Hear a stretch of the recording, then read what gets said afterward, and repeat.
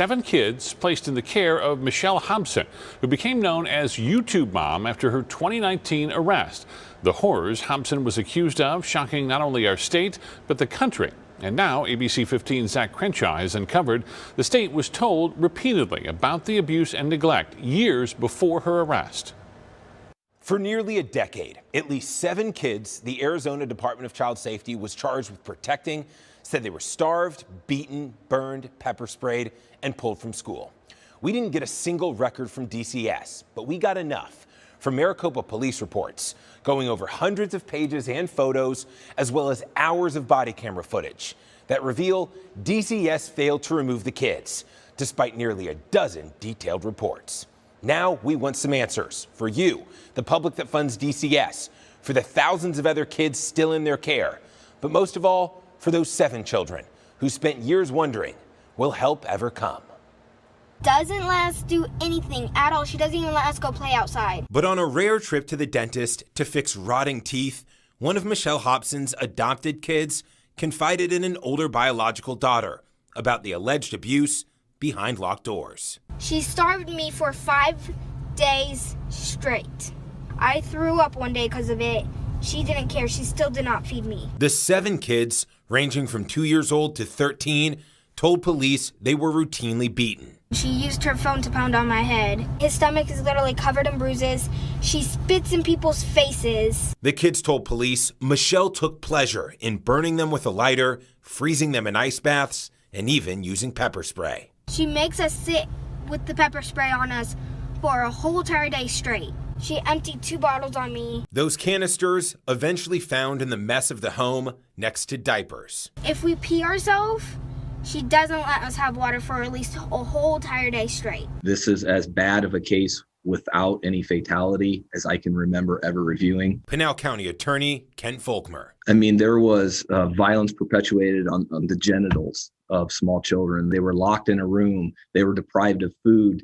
And it was all done if they didn't perform these little skits and these little videos. Those little videos were viewed hundreds of millions of times on Michelle's lucrative YouTube channel, Fantastic Adventures. She was making, I think the last few months, hundreds of thousands of dollars a month. The videos were filmed and edited by Michelle's older biological sons.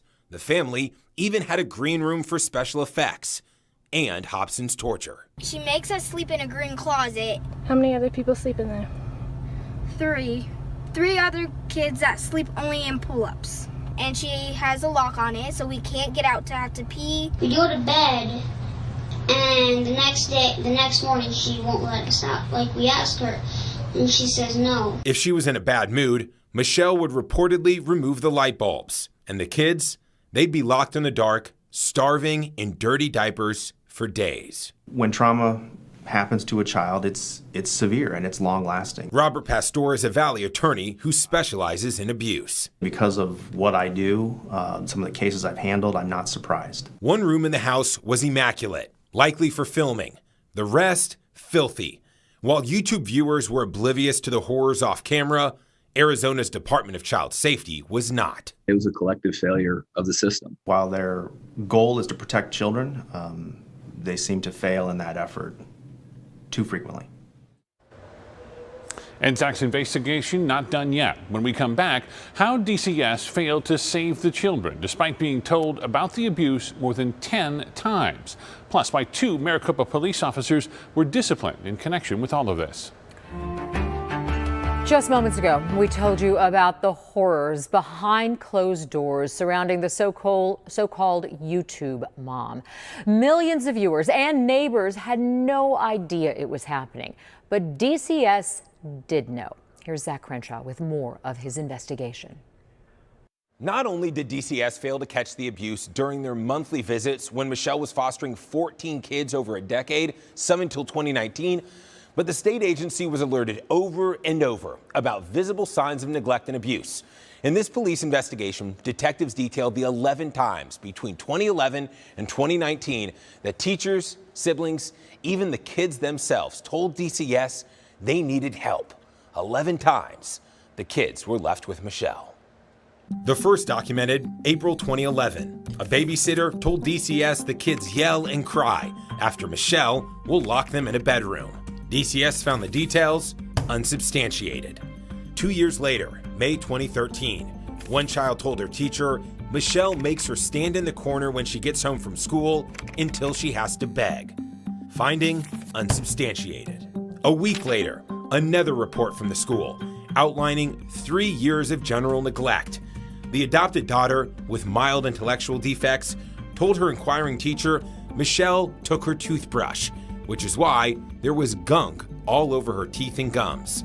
The teacher told the agency Michelle was rarely involved, but had a fear of harm and retaliation due to the report. That fear realized 3 days later, when, after a CPS visit to the home, Michelle contacted the school and withdrew the girl.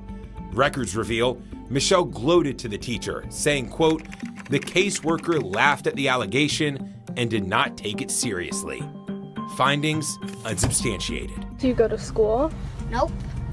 I'm homeschooled, but I don't even do school homework at home or anything. Back to the DCS reports, and a year later, August 2014, a Gilbert daycare tells DCS Michelle's foster kids are unbathed, covered in feces, and have infected blisters and rashes all over.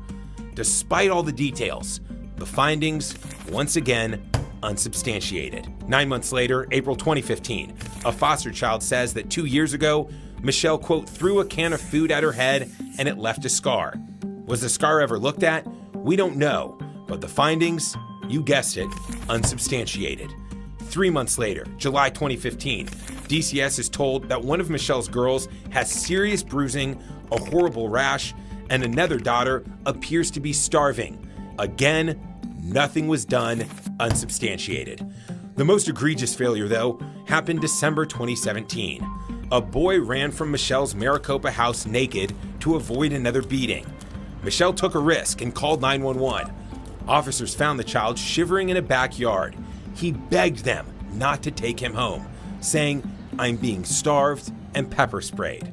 Officer Michael Takagi documented the kid's disclosures, writing, quote, "She keeps them out of school so officials don't see bruises or hits them in areas that are not visible." Then he called DCS. 6 days later, a DCS worker finally did a welfare check. Reports show she was told ahead of time, quote, "Mother is reported to know CPS and will brief the children and tell them she will hurt them if they say anything." How, after all of those details, Michelle managed to keep the kids is a mystery. But her older biological daughters told officers this in 2019.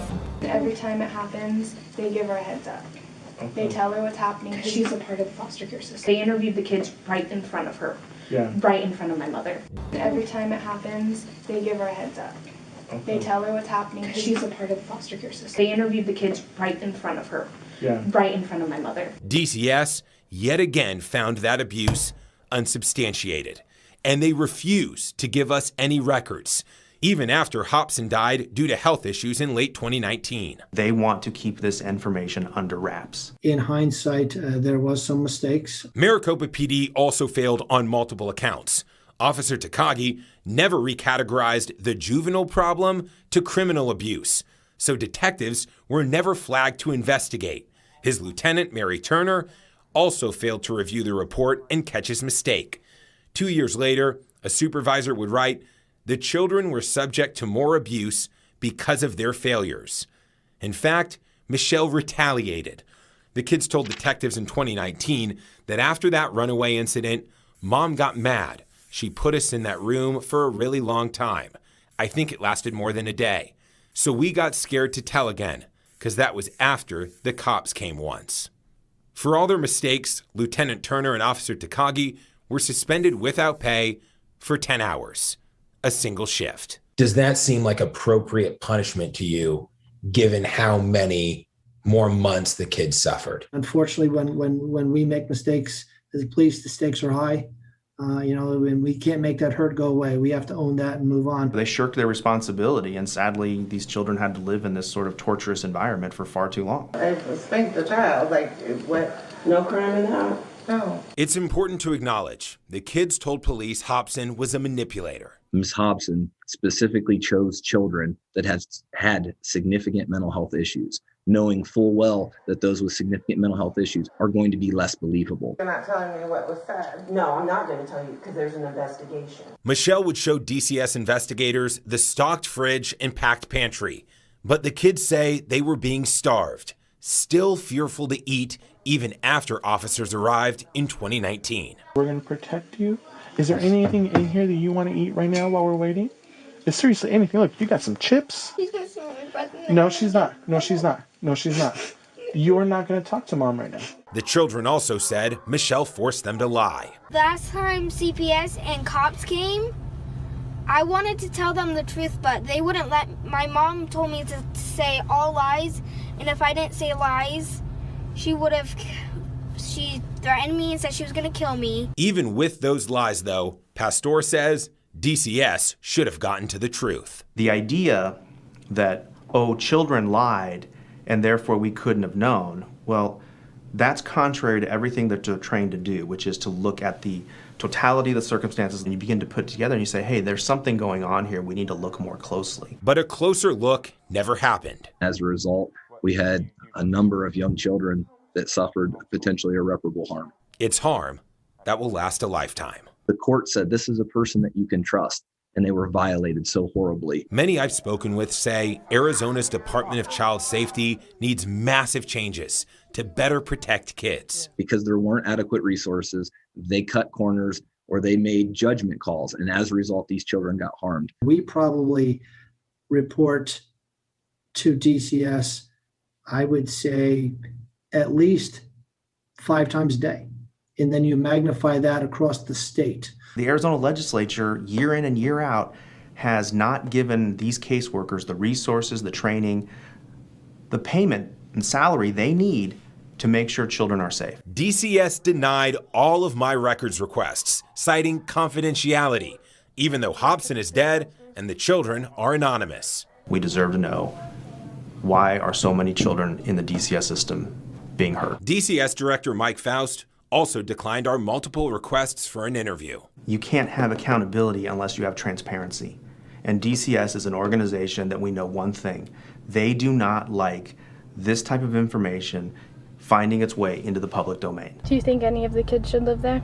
No, I think they're not safe there. The older sister called this cell phone video a, quote, last-ditch effort to save her siblings. I want to get them out of there, and I don't want CBS to play their games. I want all my other sisters and brothers to be in a safe home. I love you, and I don't even know you.